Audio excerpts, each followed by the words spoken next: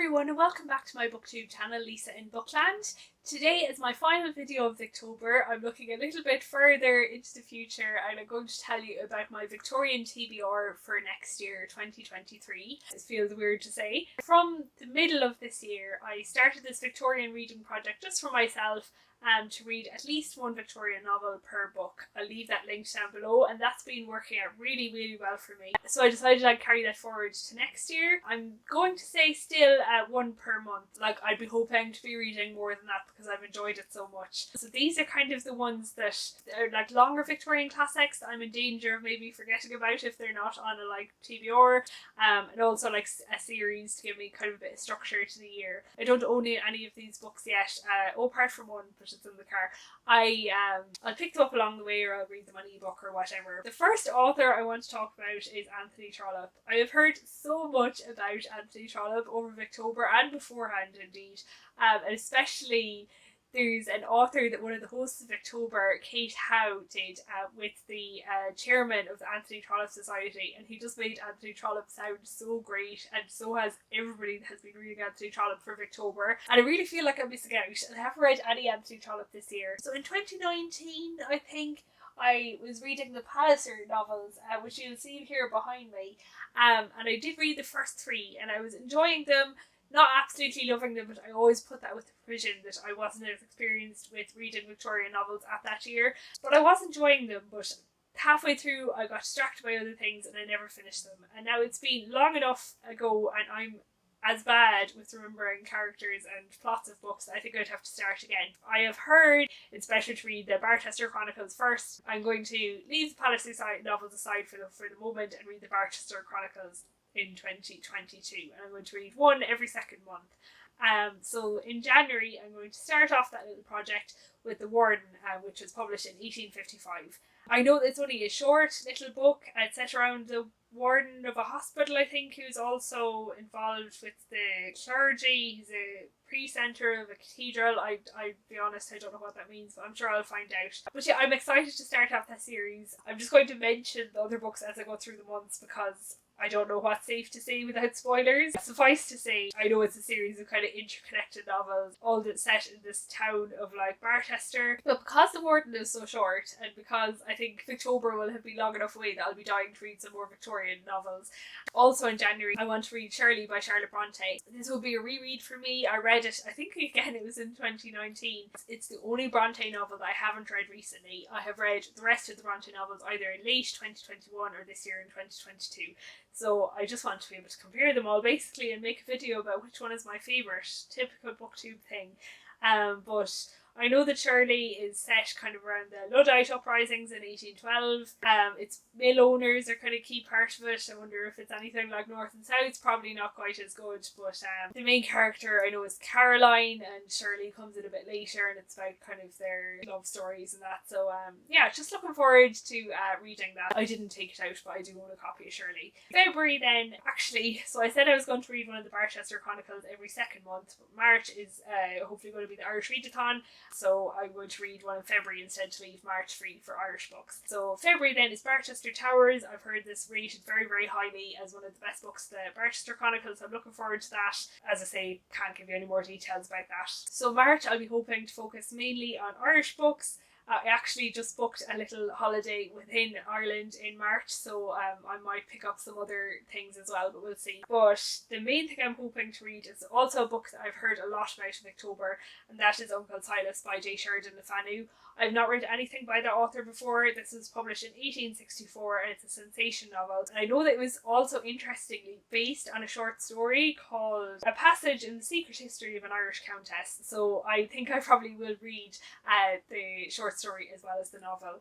And I know that this is about an heiress who lives in a remote mansion with her father, who's kind of a recluse, finding out more about her uncle, Uncle Silas, who's a little bit of a black sheep of the family. So that sounds interesting. I'll have to think about it more, but another novel I was potentially thinking about reading, not really by an Irish Victorian novelist, but maybe an honorary Irish Victorian novelist, and that is the Macdermots of Ballycloran, which I do have on my shelves as well. That's a Trollope novel again. I'll see how much I'm enjoying Trollope. Maybe I'll be tired of him by that stage, but that's his first novel and it's set in Ireland and I have it on my shelf, so I might read that as well. We'll see. And another thing, maybe in March, like I'm probably overestimating the amount I'll get read in that holiday in March. It's only 4 nights. Carmilla by Sheridan and Fanu as well.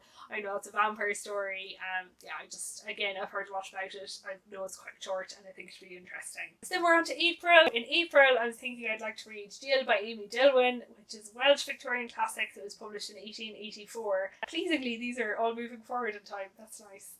But anyway, I know this is kind of a feminist novel, explores same-sex attraction between women, but what really catches my attention is the premise, and it's about this gentlewoman who's like bored of her life, so she disguises herself as a servant and runs away to London. Sometimes a bit relatable, like, oh, I'm just going to escape all my responsibilities and run off to have more freedom. So I just can't wait to see what that book is all about. That brings us to May. So in May, I'm hoping to read Dr. Thorne, which was published in 1858.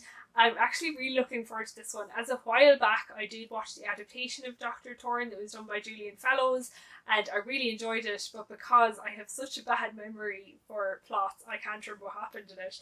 But I do know it's about a doctor. As I mentioned to several people in comments over Booktuber, I have a soft spot for doctors because actually I once wanted to be a doctor. It's kind of my alternative universe life is being a doctor, so it's just interesting, I suppose. I really like the storyline in the adaptation, so I'm expecting to love the novel also. So I somehow missed over June when I was recording this video initially. So yeah, in June I'm hoping to read Lorna Doone by Audley Blackmore. This is a book that I've had for a while. I actually have a copy in my car, as I mentioned, but which I kept there, just in case there are any of those emergencies where you're waiting for somebody for longer than 10 minutes and they don't turn up. I had my book, but when the one time that did happen, when I had it in the car, I actually discovered it's missing the first 10 pages, but I'm sure I'll find a way of getting around that. I'll show it to you when I am reading it because it's a lovely old copy that used to belong to a school library. So that's a little interesting story behind it. But anyways, Lorna Doone is set in Exmoor, which is kind of in the southwest of England. It's about a farmer whose father was murdered by one of this kind of notorious family called the Doones, and he actually ends up falling in love with one of the descendants, obviously the eponymous Lorna Doone. I think Exmoor was lovely. The one thing I do remember about Exmoor is there was absolutely pheasants everywhere, so I'm not sure if there'll be as many pheasants in Lorna Doone as we saw just beside the road, but they were like crows over here. It was mad, but it was interesting. So July is Framley Parsonage, again by Anthony Trollope, published in 1860, and that's the 4th book of the Barchester Chronicles. And so in August then, I'm hoping to read Lady Audley's Secret by Mary Elizabeth Braddon. This is a sensation novel that, again, I've heard a huge amount about during Booktober, and people seem to love it. It's about this girl called Lucy, who's a former governess who ends up married to this very kindly older man, and I assume things go on from there. I don't know anything else about it. I've heard that it's best to go in blind to it, so that's what I intend to do. So September then is The Small House Allington by Anthony Trollope, which was published in 1862.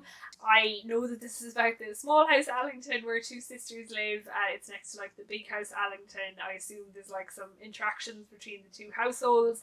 And yeah, looking forward to reading that one because again, I've heard that it's really good. So October is hopefully going to be Booktober again next year, and the book that I have picked to read for this is Dracula by Bram Stoker. I've heard a good few people say that this is rubbish, but like I suppose it's such an iconic Victorian book by an Irish author. I went to Trinity. Bram Stoker is one of the most famous alumni, and I've never read Dracula, and I just feel like I want to. I have heard some good things about it, like Aoife from Words of Clover said she enjoyed it, and Charlotte from Coiny Reads, not their favourite book ever, but worth a read. And yeah, so I'm just going to try and go in it with like an open mind, maybe not expect it to be too deep or like the characters to be amazing. But yeah, I'll just be interested to read it as such a cultural phenomenon, I suppose. And obviously because it's October, I'll be hoping to read a lot more as well. We'll see what the prompts are at the time and what authors I kind of liked as well by the time we get to there. I'm excited that I'll kind of have a bit more experience with Victorian literature at that stage. Then November, it's time to finish the Chronicles of Barchester, and it's the last chronicle Chronicle of Barchester, published in 1867. So I'll be delighted to have finished that series. Hopefully I don't hate it and have to abandon this project halfway through, but I doubt I will. And then I think I'll be able for the Palliser novels. So then in December, there is a notable absence from this list, and that's Charles Dickens. As I've mentioned many times before, I've kind of a mixed relationship with Charles Dickens. I think I've kind of planned enough kind of domestic-y kind of Victorian novels that I'll be raring to go with kind of more Dickens-y novel after that. So I'm going to read Dombey and Son, which is published in 1848. And I know it's kind of a long one, but I do, so far I have liked Charles Dickens' longer books better, like Bleak House and Our Mutual Friend I absolutely loved. Great Expectations, not so much. As far as I can tell about this book, and don't do what I do. I know people say this all the time, but seriously, do not Google Dombey and Son, because I think I've been spoiled already just from, when you Google a book and the Google book summary comes up. I think I've been spoiled by that. But anyways, it's about a shipping firm owner who is desperate for a son to take over the business. He has this daughter who is a bit neglected, his daughter Florence. So I think it'll be just a really interesting story. And if I love it 3/4 as much as I like Bleak House, it will be a success. That is the 12 books I would like to put on my official 2023 Victorian TBR. So in terms of other Victorian reading plans outside of October, the other major absentee from this list is Thomas Hardy. I've read Tested Intervals this year and I absolutely loved it. And the reason why he's not on this list is I want to just slot him in whenever I feel like it. And I don't know what books by him I'm going to read yet, because for the past few years what I've done for Christmas is I've just given my mum a list of classic novels and told her to buy 2 or 3 from the list. And it's just fun to see what she comes back with. So this year I'm just going to tell her to buy a few books by Thomas Hardy, but not the 3 that I have. For somebody that is not a reader and doesn't really understand the way bookshops are organised, I think classics, you can tell them, go downstairs, turn right, they're there, all organised in alphabetical order, they all have the same kind of spines, it's easy to find them. I'll see what she comes back with. Apart from Thomas Hardy, the thing I'd like to read is Sherlock Holmes. I've read 2 short stories so far from October and I absolutely loved it, so I think I will keep reading Sherlock Holmes. Also, I'd like to slot in some shorter works like Cranford by Elizabeth Gaskell. I haven't read that yet. And some more short stories. I've enjoyed the short stories I've read so far, so I might try and pick up a collection and see. Also, I haven't mentioned, apart from Shirley, I haven't mentioned any rereads, and there are some books that I really would like to reread. For Dickens, as I mentioned before, I'd really love to reread Our Mutual Friend, which is a big commitment, so we'll see whether I could fit it in, but also A Tale of Two Cities, because I don't think I appreciated that fully last time I read it. North and South, when do I not want to reread North and South? I just love it.